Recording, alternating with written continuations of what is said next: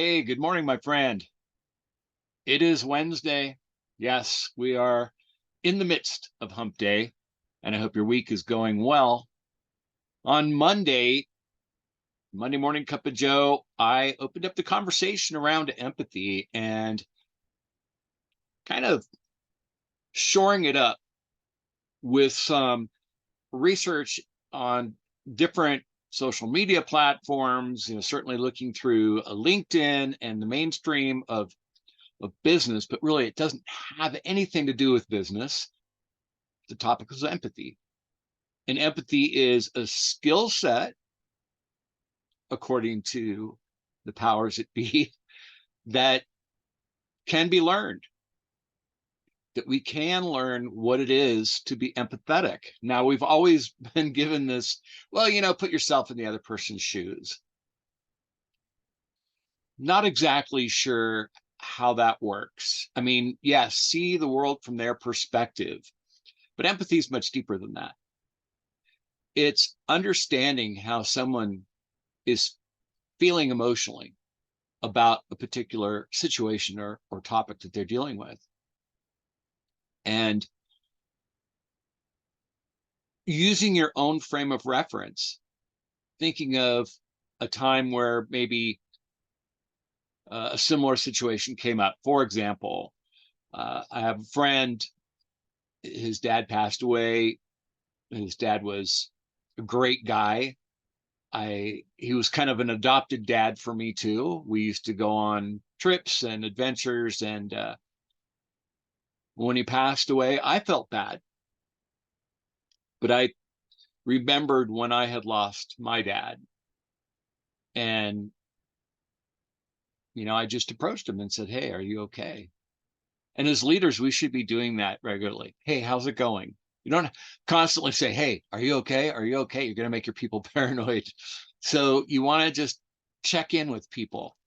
So that's like my tip number one, is checking in with those people who matter to you. So it's not about just work, checking in with the people, outside of work, your family, your friends. Hey, how's it going? And you can usually pick up on the fine, which is an acronym I can't repeat on the air, right?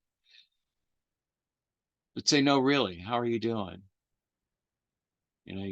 You just lost your dad. That's hard. I know. I know how I felt when I lost my dad. If there's anything that you want to talk about, I just want you to know I'm a good listener.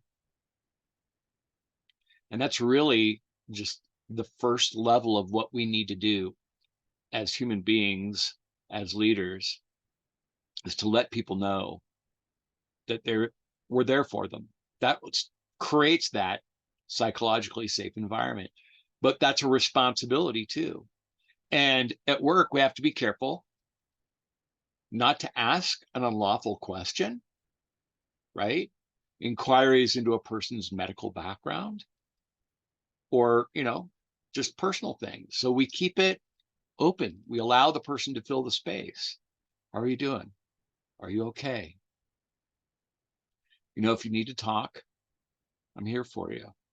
Look, if you think that you need um, more help, I have this employee assistance program pamphlet that I'd be happy to share with you.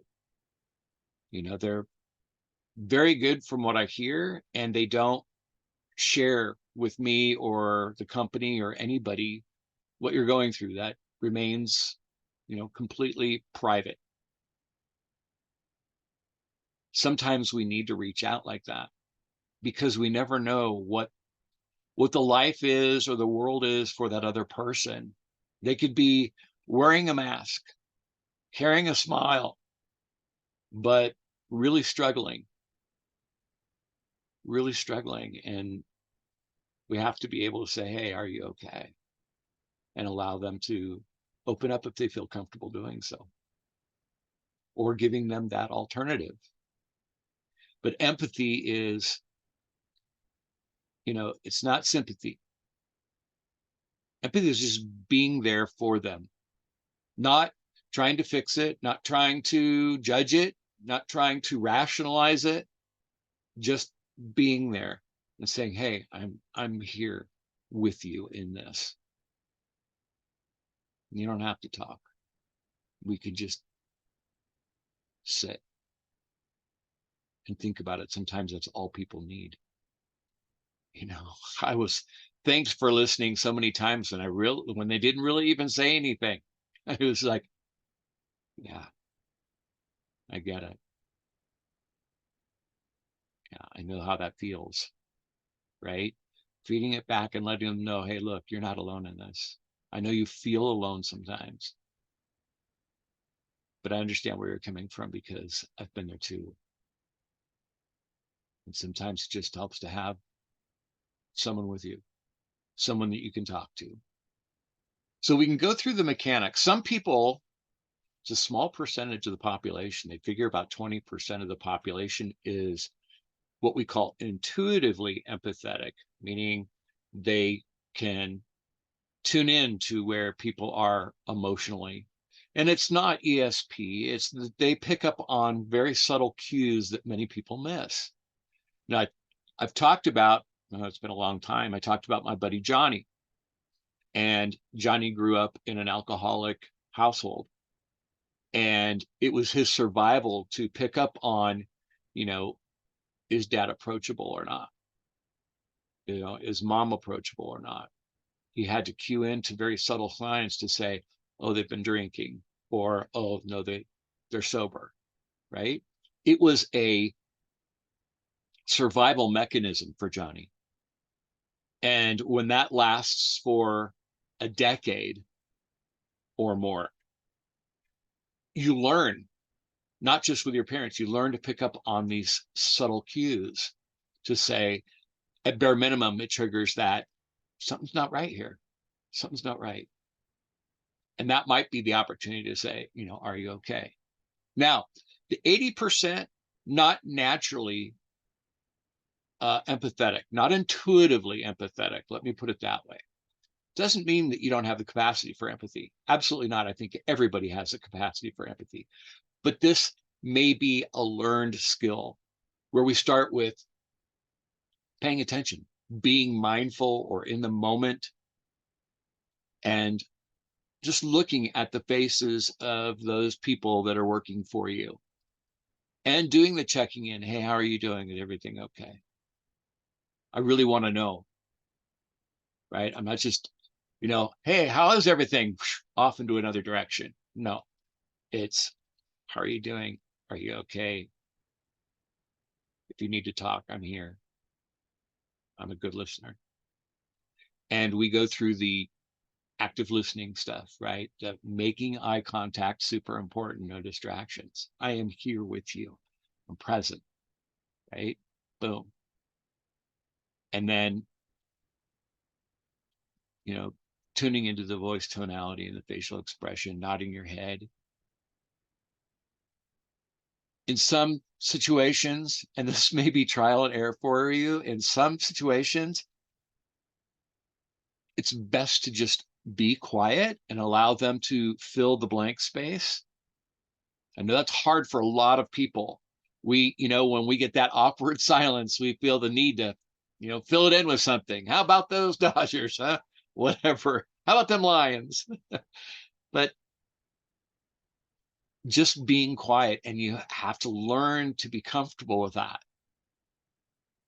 In some situations, you might say, do you want to talk about it? And they'll start opening up. And you nod your head, okay, yeah. Go on. Tell me more. And then when you recognize the emotion, you can say, wow, that must be hard. I'm really sorry you're going through that. And if there's something that I can do, I'm here. Right? You're not there to solve the problem. You don't want to jump in and say, well, this is what you need to do. Right? We know that. But when it comes to those situations, we get this, some of us, we get this anxiety. And we have to learn to lean into that anxiety, go past it, and allow ourselves to be present with that individual and just be one human being to another. I often access my range of emotions that I've experienced in my life as a frame of reference. You know, if someone's angry or frustrated or sad or confused, sometimes upset doesn't get a very specific title to it, but they're in despair, they're in turmoil. These are things that, when we are able to access our own frame of reference, we can relate to that experience of that emotion, at least in our context, and then say, wow, how did that feel? Not good, right? So you say, I know this is tough. I know you're going through a tough time, and I just want you to know I'm here for you. That's super important. If you feel that it's necessary, if they're still in the experience and they're not saying anything, you can put an open-ended question out there. The one that's most common for a lot of people is there anything that I can do for you? I like to premise these statements with, I care about you. You matter to me. Is there anything that I can do? And be okay if there isn't, because a lot of times people just need that time to think things through. Empathy is a gift that when we give it to someone else, we get the benefit from it. It enriches us. It is an amazing experience to be able to have a conversation on the level of a human being to another human being without judgment, with pure empathy in your heart. So the 20%, intuitive, empathetic, right? They get it. They live in a world to a certain degree of emotion and recognizing emotion. The 80%, it's practiced. And at first, you may not feel anything. It's like, okay, I was told I need to go through these steps, so this is what I'm going to do. And you go through them. After a while, you will capture that real essence of empathy, and the light bulb comes on. That's how it happened for me. It was going through the process over and over and over again, and then revelation. Wow. And it seems like it takes a long time, but empathy is the fastest way and the most fundamental way of communication between people. That when you're able to meet at that level, you really learned the root cause of things. And I know there are people out there who say, I don't want to know what the root cause is. I don't want to get involved. It's your choice. Once again, empathy is your choice. But if it is in a relationship of someone who is close to you, don't opt out. Don't opt out. They need you. And so that's important. Anyway, that is empathy. That's what I wanted to share with you. I do have a PDF on this, so if you want to put in the comments that you're interested in receiving the PDF, I'll be happy to send it to you. We are nearing the weekend, my friends. It is not that far away. So take care of business. Have a wonderful weekend. And I will see you on Monday for Monday Morning Cup of Joe. And until then, lead well, my friend.